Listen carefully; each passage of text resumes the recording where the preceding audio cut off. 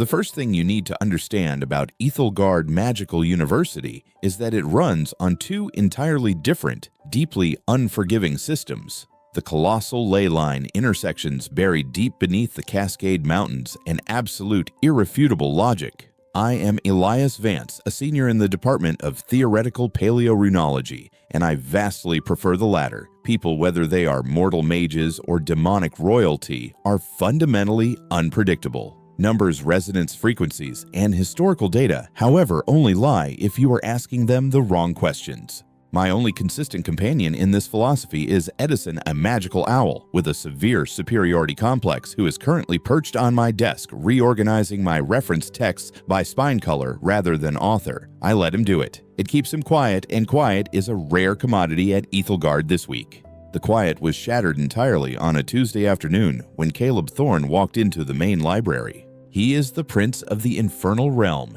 the underground faction currently operating out of a heavily warded skyscraper in Seattle, and his arrival at our secluded campus in the Pacific Northwest was supposed to be a purely diplomatic academic exchange. The moment he stepped into the reading room, the atmospheric pressure dropped by a measurable 3 millibars. He was tall, broad-shouldered, and wore a bespoke charcoal suit that looked less like clothing and more like architectural armor. His eyes were the color of dying embers, cold and vivid all at once. The entire student body seemed to collectively stop breathing, utterly captivated by the dark, brooding aura of a royal who supposedly commanded armies of nightmares. I was not captivated. I was calibrating a resonance meter. Currently, Caleb was standing at the center of the faculty rotunda, surrounded by an audience of awestruck professors, including Professor Harrison. Caleb was holding court reciting historical metrics from the Compendium of the Abyss, a notoriously complex 4,000-page archive of infernal ley line data that has historically driven mortal scholars to migraines.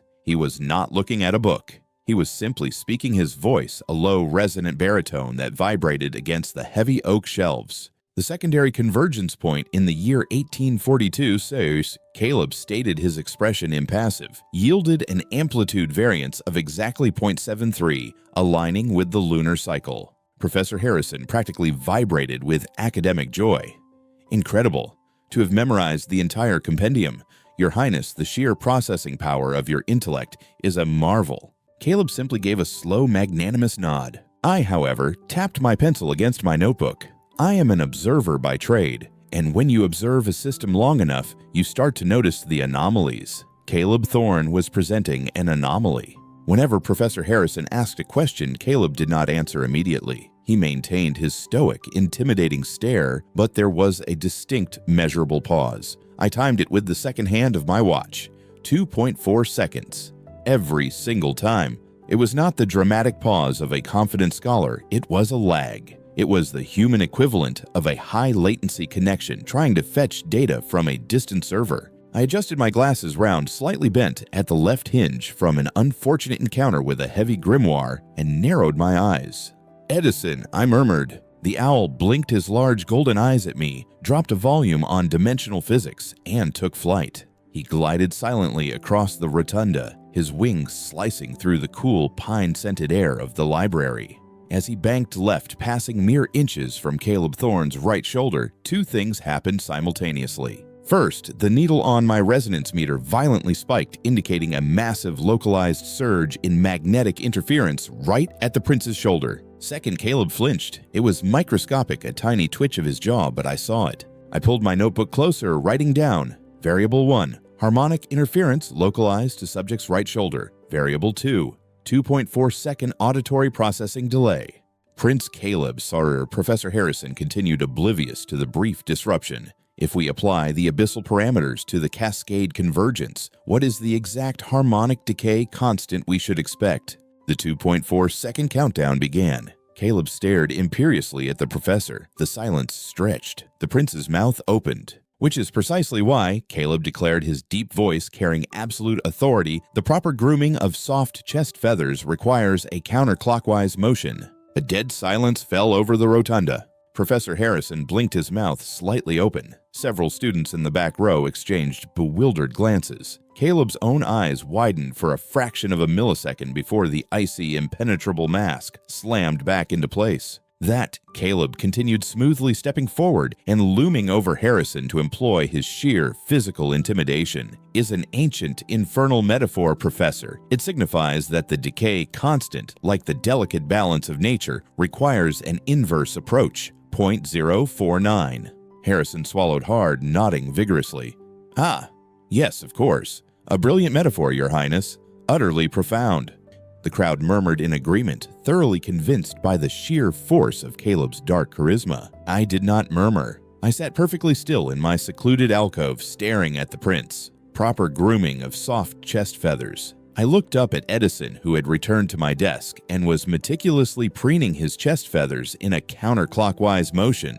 My heart gave a strange, entirely unscientific thump, but my mind was a machine shifting into high gear. The data was misaligned. The perfect memory was a facade. The prince of the infernal realm was broadcasting on a delayed frequency, and whatever was feeding him, the answers had just gotten severely distracted by my owl. I closed my notebook with a soft, decisive snap. I picked up my bent glasses, examining the thick lenses. It was time to upgrade my equipment. I needed a magic-infused spectrum analyzer small enough to fit into the frame of these glasses, capable of seeing through localized invisibility wards. Because whatever was sitting on the prince's shoulder, I was going to find out exactly what it was.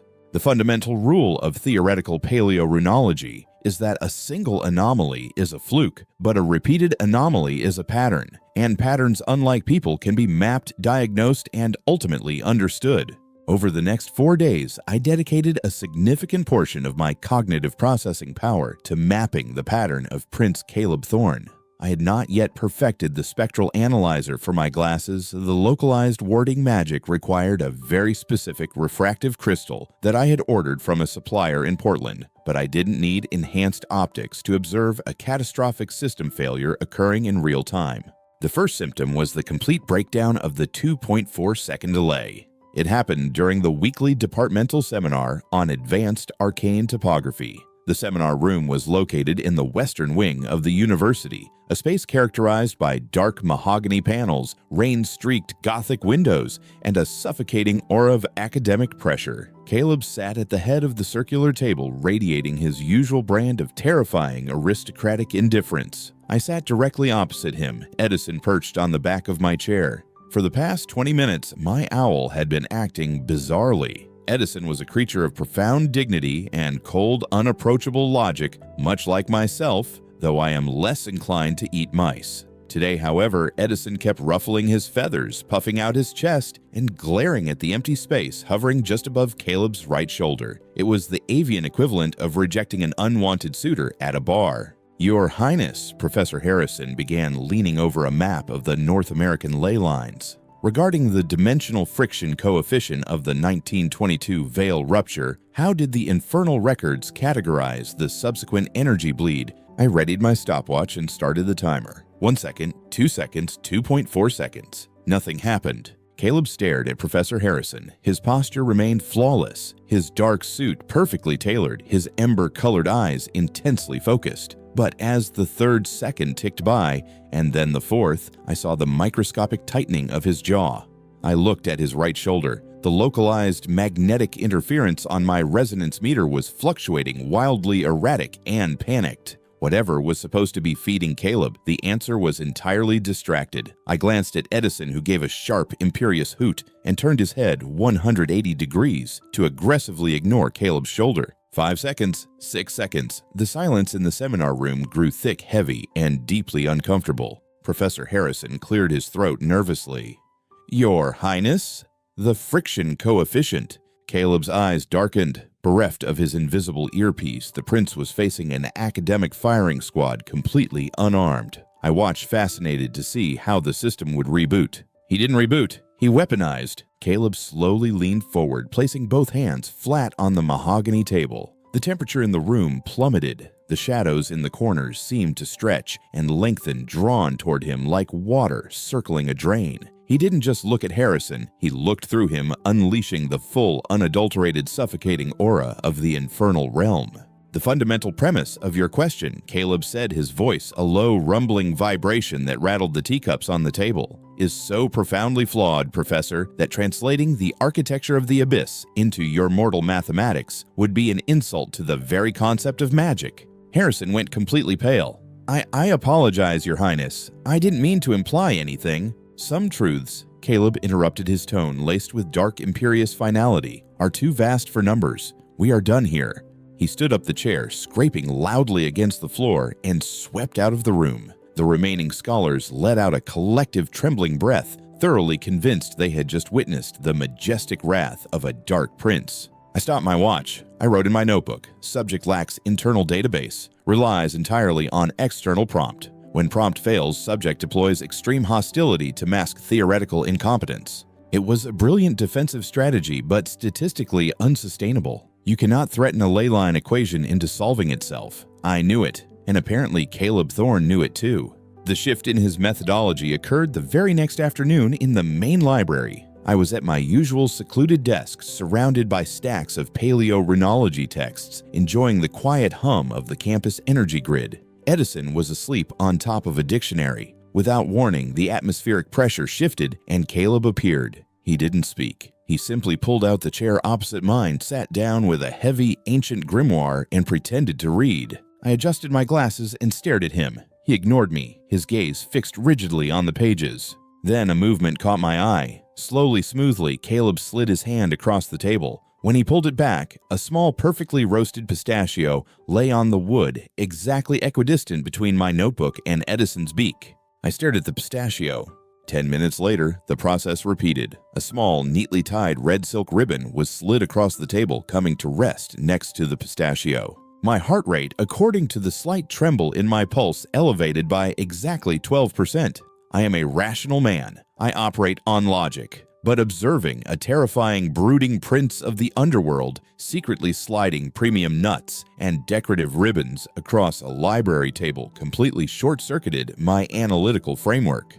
Was this an infernal diplomatic overture? Was it a bizarre assassination attempt via nut allergy? Or, and this thought made the back of my neck burn, was this some kind of arcane subterranean courting ritual? I looked at Caleb. He was still staring at his book, but there was a faint, desperate tension around his eyes. He looked like a man being held hostage by his own circumstances. Edison finally woke up. The owl cracked one golden eye, open, looked at the pistachio, looked at the empty space above Caleb's shoulder, and let out a soft sound of absolute aristocratic disdain. He nudged the pistachio off the table with his beak and went back to sleep. Caleb closed his eyes, and for a fraction of a second, the fearsome prince of the infernal realm looked utterly, profoundly defeated. I picked up my pen. My mind was racing, trying to categorize the data, the gifts, the desperation, the owl, the invisible variable. I didn't have the full picture yet, but I knew one thing with absolute certainty. Caleb Thorne was drowning, and his survival strategy was entirely compromised. The human brain is an extraordinary pattern recognition machine, but its primary flaw is a desperate need to categorize the uncategorizable. Over the next 48 hours, I attempted to apply rigorous scientific methodology to the fact that Prince Caleb Thorne was leaving high-grade tree nuts and haberdashery on my desk. It was not going well. By Thursday evening, my secluded corner of the Ethelgard main library looked less like a workspace for theoretical paleorunology and more like a bizarre shrine to an obscure woodland deity. The collection now included 3 roasted pistachios, 1 red silk ribbon, a remarkably shiny pebble, and a silver thimble. Every time Caleb initiated a transfer of goods, he did so with the grim, white-knuckled intensity of a soldier defusing a bomb. He never made eye contact during the act. He simply slid the item across the mahogany table, withdrew his hand, and stared rigidly at his heavy grimoire, his jaw ticking. I, in turn, subjected the items to empirical observation. I ran a basic resonance scan on the thimble, negative for curse work. I checked the pebble for localized tracking charms. Nothing. They were entirely bafflingly mundane. The data was incomplete, but my physiological response to it was unfortunately precise. According to the ambient leyline monitor I had installed at the edge of the table, the harmonic amplitude in my immediate vicinity had spiked by exactly 12%. The ley lines were responding to a shift in the local magnetic field, specifically the magnetic field generated by my own fluctuating pulse. I was experiencing a profound, unscientific emotional response. Hypothesis 1. I wrote in my notebook, my handwriting slightly tighter than usual. The offerings are a form of infernal academic diplomacy, a gesture of collaborative goodwill. I looked at the shiny pebble. I crossed out Hypothesis 1. The Prince of the Abyss did not establish geopolitical dominance using gravel. Hypothesis 2. The subject is engaging in an esoteric subterranean courting ritual. My pen hovered over the paper. A deeply inconvenient flush crawled up the back of my neck. I looked across the table. Caleb was currently glaring at a page on dimensional topography as if he wanted to set it on fire with his mind. He was terrifying. He was royalty. He was entirely out of my statistical probability bracket, and yet the 12% amplitude spike on my monitor hummed a low, warm note in the quiet of the library. I pushed my glasses up my nose and forcibly suppressed my own data. I am a man of logic. I do not entertain romantic hypotheticals in the middle of a ley line crisis. The situation escalated violently on Friday afternoon. Edison was perched on my stack of reference texts, meticulously grooming his primary feathers. Caleb had arrived 10 minutes prior, dropping into the chair opposite mine with the heavy, suppressed energy of a predator trapped in a very small cage. The air pressure in the library had already dropped 2 millibars. I was in the middle of calculating a harmonic decay equation when Caleb abruptly slammed his grimoire shut. The heavy thud echoed loudly in the quiet room. Several first-year students 2 tables over flinched.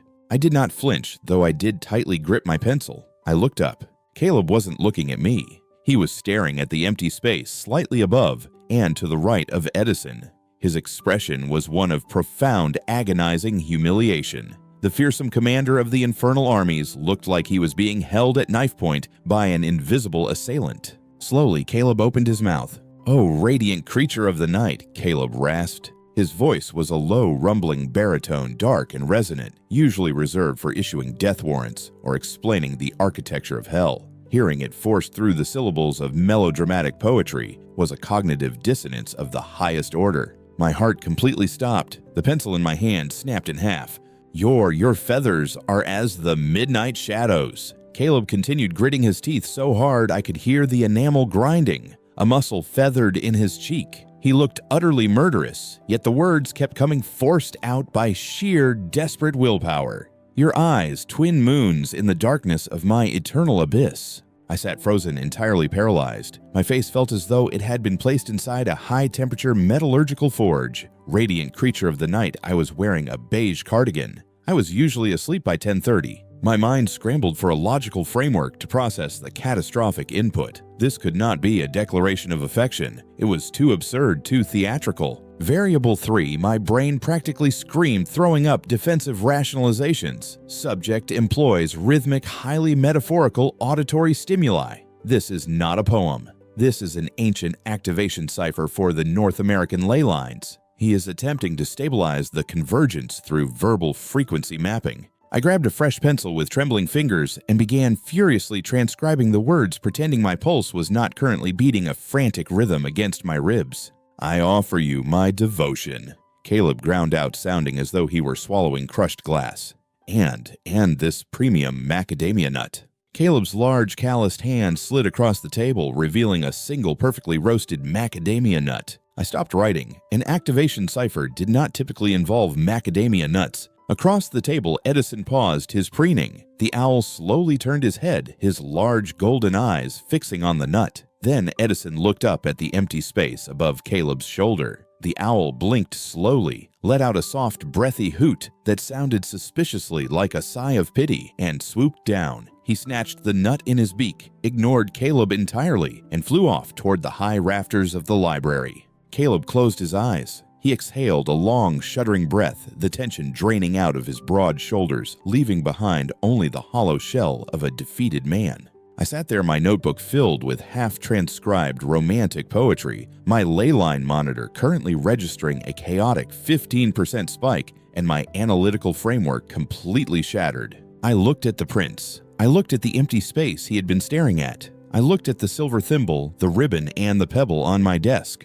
The data was misaligned. The methodology was chaotic. Caleb Thorne was not wooing me, nor was he activating a ley line. He was engaged in a high-stakes, deeply humiliating negotiation with an invisible variable, and I was merely the collateral damage. I pushed my bent glasses up my nose, a sudden cold clarity settling over my chaotic emotional state. The time for passive observation was over. It was time to deploy the spectral analyzer. The specific refractive crystal required to bypass infernal invisibility wards is no larger than a standard garden pea, yet it costs approximately a month's stipend and requires 3 days to properly align within a standard optical frame. By Monday evening, I was sitting in the subterranean secondary measurement chamber, my fingers cramping as I tightened the microscopic hinge on my modified glasses. The underground lab was quiet, save for the low, continuous baseline hum of the cascade ley lines humming through the bedrock. Edison was perched on a brass standing lamp, looking exceptionally haughty. With a final twist of my miniature screwdriver, the spectral analyzer was complete. The right lens now held a faint, iridescent sheen. I placed the glasses on my face. The world shifted into a slightly sharper, colder spectrum of light, but otherwise appeared normal. Right on schedule, the atmospheric pressure in the room dropped. The air grew thick, carrying the faint scent of ozone and crushed embers. The heavy iron door swung open, and Prince Caleb Thorne stepped into the lab. He was wearing his usual, impeccably tailored dark suit, projecting the suffocating, terrifying aura of a monarch about to order an execution. He carried a leather-bound folio of charts, his jaw set, his ember-colored eyes fixed straight ahead. He looked magnificent. He looked invincible. I looked at him through my right lens. I stopped breathing. The pencil slipped from my fingers and fell onto the stone floor. There, perched precariously on the broad, intimidating shoulder of the infernal prince, was a creature roughly the size of a squirrel. It had leathery, bat-like ears, wide, panicked yellow eyes, and was wearing a remarkably filthy, ill-fitting tiny waistcoat. This was not a manifestation of dark abyssal majesty. This was a subterranean imp. The imp was currently sweating profusely. It was frantically unrolling a scroll of parchment that looked heavily chewed on one end, muttering silently, while tracing the lines of text with a tiny clawed finger. Then the imp looked up, spotted Edison on the brass lamp, and its entire demeanor shifted. The creature aggressively smoothed down its messy tufts of hair, puckered its lips, and began making silent, exaggerated kissing faces at my owl. Edison turned his head 180 degrees, let out a soft sound of supreme disgust, and deliberately faced the wall. The imp's shoulders slumped. It dramatically threw a tiny hand over its forehead in theatrical despair, completely dropping the parchment scroll it was supposed to be reading. I sat frozen at my desk, my mind trained to process complex arcane data temporarily short-circuited. The fearsome 4,000-page historical database of the infernal realm was not a mental marvel. It was a stressed-out, romantically frustrated imp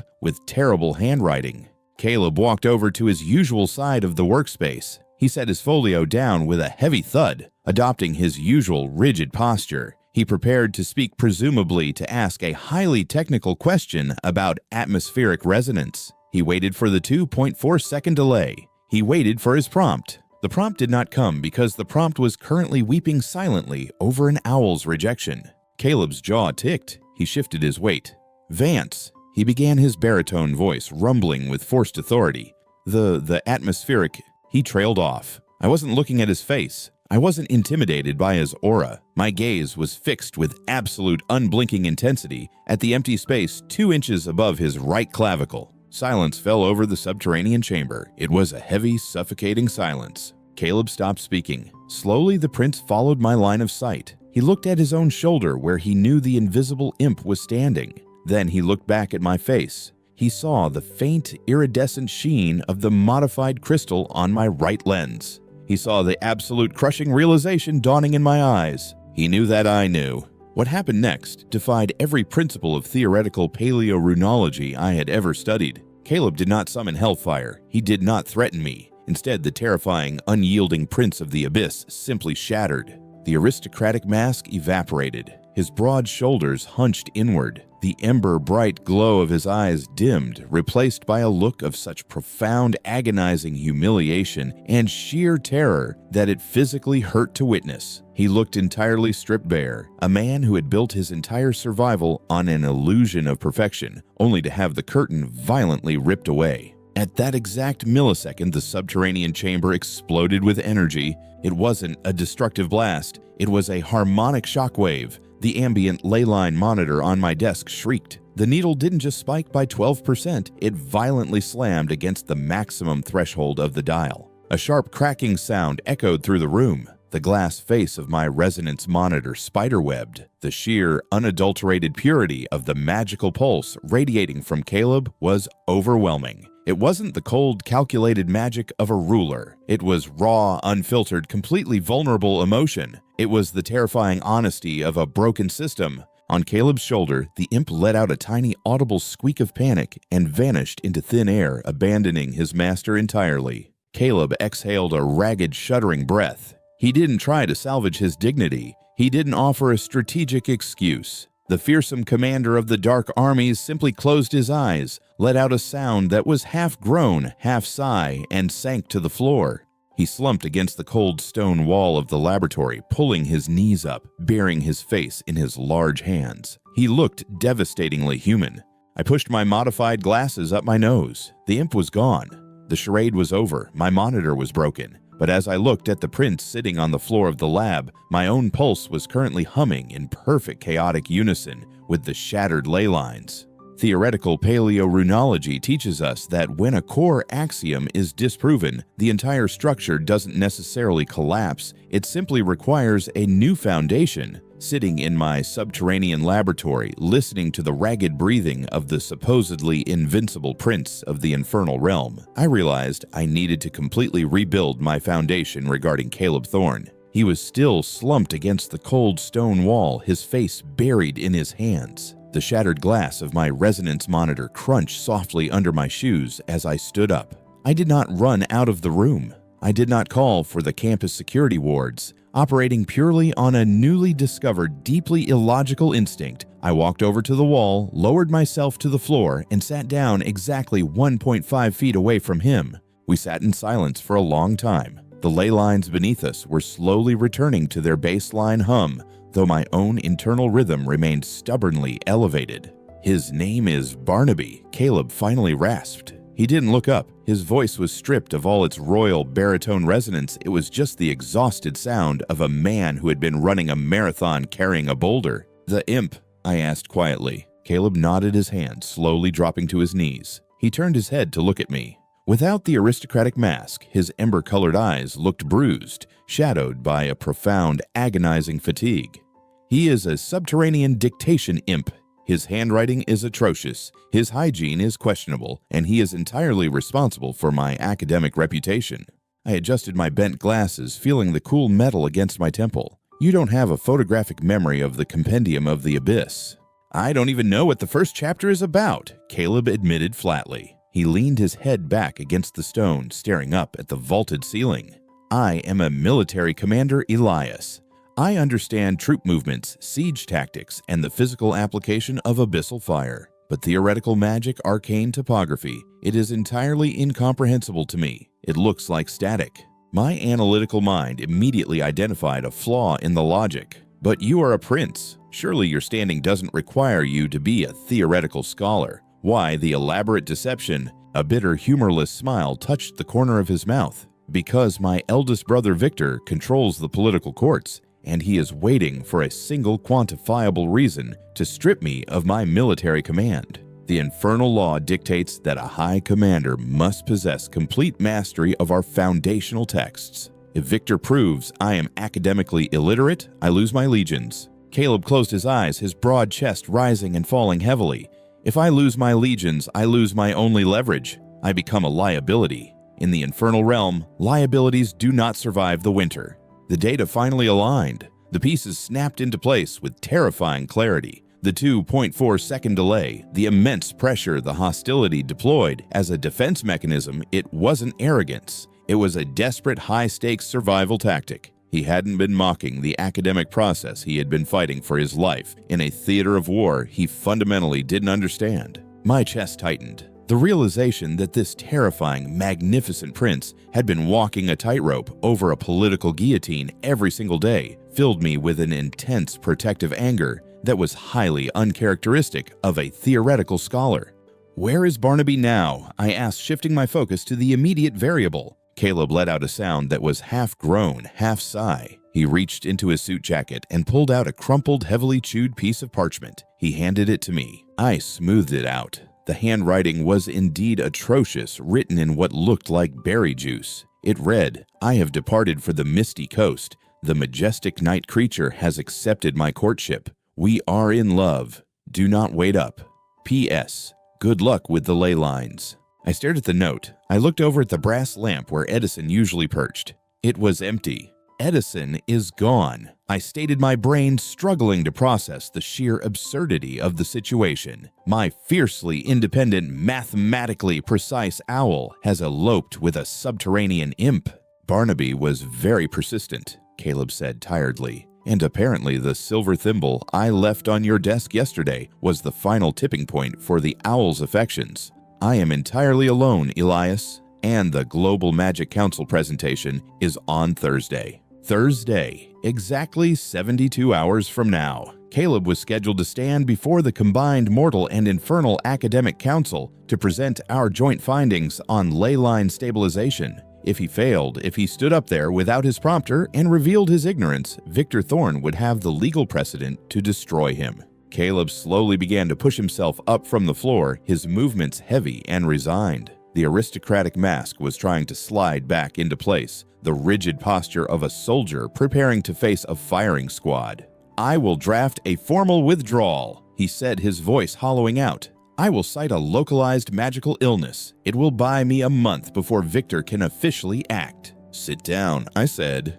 Caleb paused mid-rise, staring at me in confusion. I didn't repeat myself. I scrambled to my feet, walked over to my desk, and grabbed a thick stack of blank premium-grade parchment and 3 freshly sharpened pencils. I returned to where Caleb was standing, forcibly placed my hands on his broad shoulders, and pushed him back down so he was sitting on the floor. I sat down opposite him, crossing my legs, and slammed the stack of blank paper onto the stone floor between us.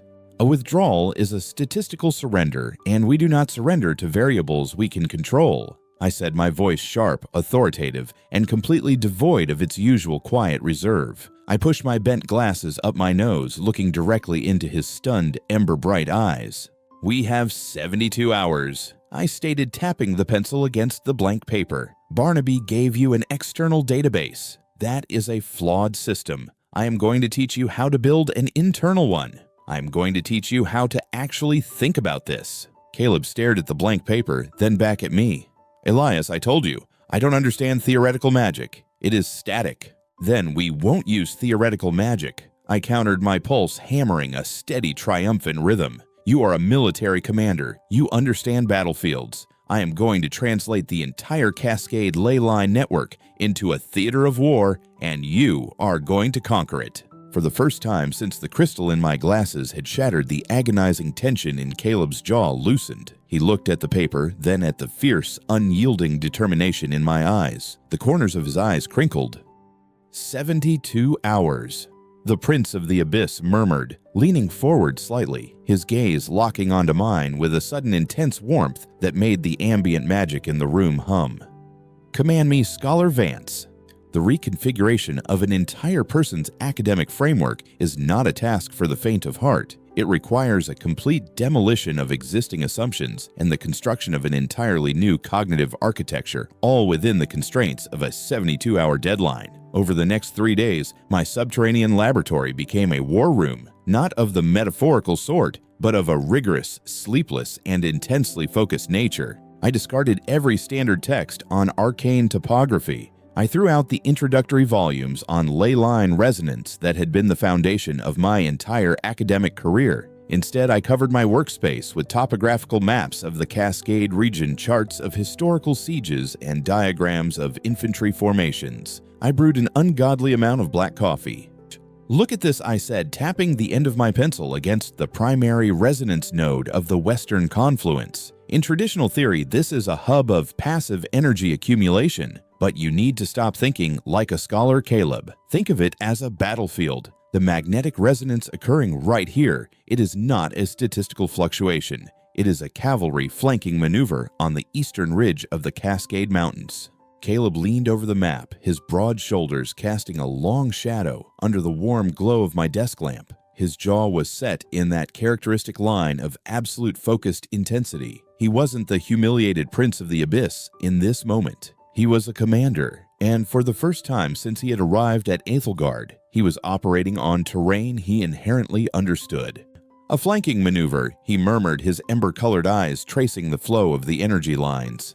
If an enemy, or in this case, a surge of magical instability, attempts to cross this vector, they are funneling their forces into a geographical choke point. The energy doesn't dissipate here, it bottlenecks.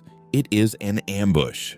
Exactly, I said, a thrill of genuine intellectual discovery rushing through me. And if you apply your doctrine of aggressive containment to that bottleneck, the resonance doesn't collapse, it stabilizes. He looked up at me, a flicker of something raw and incandescent in his eyes, not the aristocratic mask of the prince, not the panic of the imposter, but the sharp, brilliant fire of a soldier who has finally been handed the right weapon.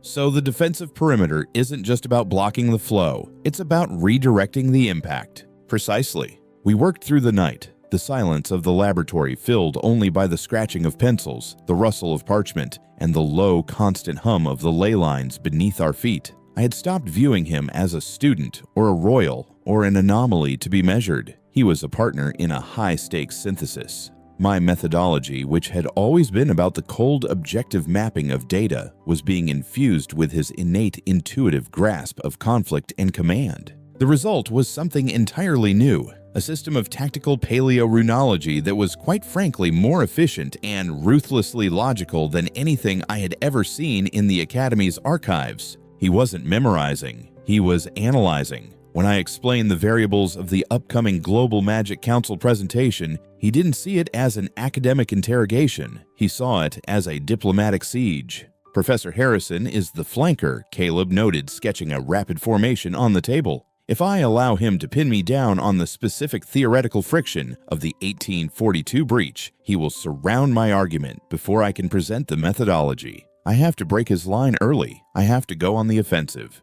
How? I don't defend the breach, he said, his voice dropping into that low, resonant rumble that effortlessly commanded the room. I expose the vulnerability of the entire secondary network. I show them that the breach wasn't a failure of the historical record. It was a failure of the defensive doctrine. I seize the narrative. I looked at him, my breath catching slightly in my throat. He was brilliant. He had always been brilliant. He just hadn't had a frame of reference that made sense to him. I felt a sudden, intense surge of pride, a highly unscientific, entirely illogical reaction that did nothing to quiet my pulse. My new hastily repaired resonance meters tucked away in the corner of the desk were humming in a steady, rhythmic pattern that perfectly matched the tempo of our work. I was recording the data naturally. The harmonic fluctuation was currently peaking at a warm 22%, but I found I was less interested in the numbers than in the person sitting across from me. He reached for his coffee mug, and our hands brushed. It was a brief accidental contact, but the air in the subterranean chamber seemed to crackle. The ambient magic beneath the stone floor didn't spike violently like it had during his breakdown. Instead, it swelled into a deep, vibrating warmth that resonated right into my bones. He stilled his gaze, lifting to mine. For a moment, the tactical map, the 72-hour deadline, and the impending council disaster ceased to exist. "You are a very strange scholar, Elias Vance," he said quietly, his voice lacking any edge of authority. "You do not treat me like a monarch or a threat or even a liability. You treat me like a variable that simply requires the right equation. I solve what is in front of me," I replied, my voice slightly breathless despite my best efforts to keep my tone clinical. He moved closer. The space between us, usually filled with the cold logic of research, was now dense with a different kind of gravity. "And have you solved me?" I looked at the broad shoulders, the ember-bright eyes, and the sheer terrifying intellect that had been hiding beneath a tiny imp's terrible handwriting. "I'm still collecting data," I admitted softly. He didn't laugh, but the corners of his eyes crinkled. He reached out not to the map, but to the stack of blank paper I had placed between us. He picked up a pencil, his movements slow and deliberate. He didn't sketch a battle formation. In a few deft strokes, he sketched the silhouette of my own profile glasses, slightly askew hair, a disaster of sleepless research bathed in the glow of the desk lamp. It was a sketch of absolute precision, capturing the exact unglamorous reality of who I was drawn by someone who truly saw me. "Data," he whispered, sliding the paper toward me. I took the pencil from his hand, our fingers lingering for a beat too long. I knew then that we were going to survive the council. We were going to do more than survive it. We were going to conquer it. 72 hours are almost up, I whispered back, pulling the final map of the Cascade Peaks toward us. The battlefield is ready. Are you...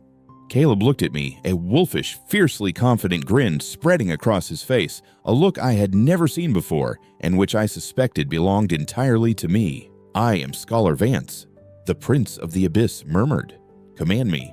The Grand Assembly Hall of Ethelgard was designed to intimidate. It was a cavernous circular room built directly over the primary convergence point of the Cascade ley lines, featuring vaulted ceilings, towering stained glass windows, and a massive mahogany table where the 12 members of the Global Magic Council currently sat. Half of the members were mortal arch scholars. The other half were high-ranking dignitaries from the infernal realm, including Chancellor Sterling, an ancient, elegantly dressed demon lord, who watched the proceedings with terrifyingly unreadable eyes. I sat at the secondary presentation desk, my hands resting over a neat stack of meticulously drawn tactical maps. I was nervous, though I expressed this entirely internally by recalculating the structural integrity of the ceiling beams. Standing at the center of the room, facing the firing squad of academics, was Prince Caleb Thorne. He wore his formal charcoal suit, projecting the absolute suffocating aura of a monarch. But today, the aura wasn't a defensive shield hiding an academic void.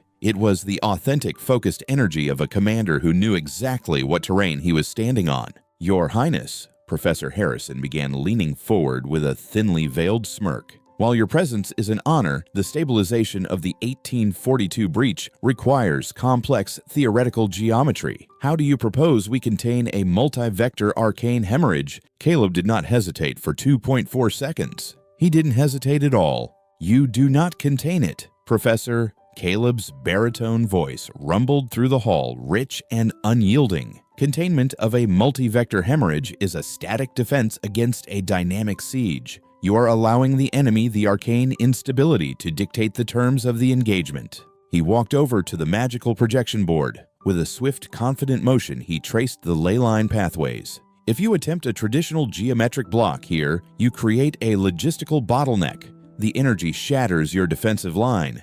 Instead, we execute a tactical redirection. We treat the tertiary resonance nodes as flanking cavalry. We open a controlled corridor along the western ridge, funneling the chaotic energy into a geographical choke point and force it to exhaust its momentum against the bedrock. The hall fell dead silent. The mortal scholars stared, mouths slightly open. The infernal dignitaries leaned forward, suddenly intensely interested. Caleb wasn't speaking the language of passive theory, he was speaking the language of war, and it was ruthlessly, brilliantly logical. For 20 minutes, Caleb dismantled every academic trap Professor Harrison set. He didn't just survive the interrogation, he conquered it. I watched him, my chest tight, with an immense, entirely unscientific surge of pride. We had done it.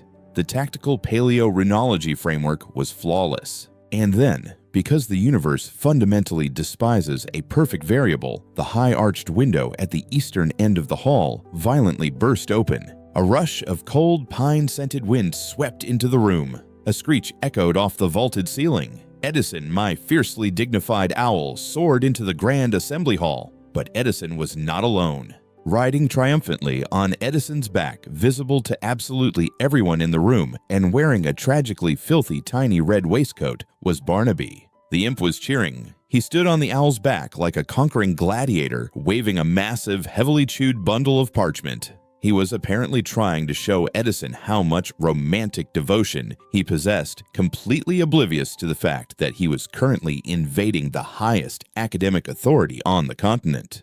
Barnaby, Caleb hissed under his breath, his aristocratic mask slipping into sheer panic. As Edison swooped gracefully over the mahogany council table, Barnaby let out a joyous squeak and threw his bundle of love letters. The chewed berry juice-stained parchments rained down from the sky like the most pathetic tactical strike in history. One large sheet, bearing the messy capitalized words, 10 reasons your feathers make me cry, landed directly in Professor Harrison's water glass. Another slapped against Chancellor Sterling's impeccable lapel. Dead, absolute, horrified silence descended upon the Grand Assembly Hall. Harrison pulled the soggy parchment from his glass, his face turning a vibrant shade of purple. What is the meaning of this? Is this infernal sabotage? Is this garbage? Caleb froze. The fearless commander was suddenly staring at a diplomatic and academic catastrophe. The truth was about to come out. The imp was visible. The cheat sheets were literal trash. My brain bypassed panic and shifted directly into hyper-analytical survival mode. I stood up, pushing my slightly bent glasses firmly up my nose. I projected my voice with the cold, unyielding authority of a senior paleorunologist. "Please, remain calm," I announced smoothly. "You are merely witnessing a physical manifestation of localized dimensional friction." Harrison stared at me. "Dimensional what?" A byproduct of the tactical redirection Prince Caleb just described, I lied with the kind of flawless empirical conviction that only a top-tier academic can muster. When channeling high-frequency abyssal magic to stabilize a choke point, the ambient field occasionally generates ectoplasmic debris. It is essentially arcane exhaust. It mimics random environmental detritus to dissipate energy. I looked at Caleb. Caleb stared at me, his ember-bright eyes wide. Then he slowly, solemnly nodded. "Indeed, a minor exhaust fluctuation, completely harmless." Harrison looked from the imp, who was currently trying to hide under Edison's wing on the chandelier, to the parchment, and then to the infernal delegates. Before Harrison could object, Chancellor Sterling delicately picked the berry-stained parchment off his lapel. The ancient demon lord looked at the horrific handwriting, then looked down at me. A slow, deeply amused smirk touched the corner of his mouth. "Fascinating," Sterling murmured, his voice cutting through the tension like silk. "The scholar is entirely correct. The infernal realm frequently generates such debris during complex tactical operations. A brilliant practical demonstration of the theory, Prince Caleb. You have our full endorsement." The collective exhale in the room was audible. The motion was passed. The project was approved. 10 minutes later, the hall was empty. We had retreated to the quiet, shadowed corridor of the western bell tower. The adrenaline of the past hour was slowly draining away, replaced by the heavy, vibrating hum of the ley lines beneath our feet. I leaned against the cold stone wall, pulling off my glasses to rub the bridge of my nose. "Arcane exhaust," I muttered to myself. "I just told the Global Magic Council that your lovesick imp was exhaust." A low, rich chuckle sounded in the quiet corridor. Caleb stepped into my space. The distance between us evaporated. He reached out, taking the bent glasses from my hand and gently placing them in my breast pocket. "You did," Caleb murmured, his voice lacking any royal authority, thick with a warmth that made my pulse completely abandon its baseline rhythm. "You lied to the highest council in the world, Scholar Vance. You committed academic fraud." I protected my investment. I countered breathlessly, looking up into his ember-colored eyes. I spent 72 hours building that tactical framework. I wasn't going to let a squirrel in a waistcoat ruin my data. Caleb smiled the wolfish, entirely unguarded smile that belonged strictly to the subterranean laboratory and the late-night library sessions. He rested his hands flat against the stone wall on either side of my head, trapping me in the best possible way. "Your data is safe, Elias," he said softly, using my first name for the first time, the sound of it sending a distinct shiver down my spine. "And so is the variable." He didn't ask for permission this time. He just leaned down. When his lips met mine, the kiss wasn't a tentative exploration, it was a conquest. It was the absolute, undeniable convergence of two completely different systems finding perfect alignment. My hands found the lapels of his charcoal suit, pulling him closer, anchoring myself against the overwhelming electric surge of infernal warmth that rushed through me. Deep in my pocket, the miniature resonance meter I had forgotten to turn off let out a high-pitched whine. The glass dial cracked. The ley lines beneath the Cascade Mountains were singing, peaking at an unquantifiable, catastrophic amplitude. I didn't care. For the first time in my fiercely logical, completely predictable life, I was entirely happy to let the system overload.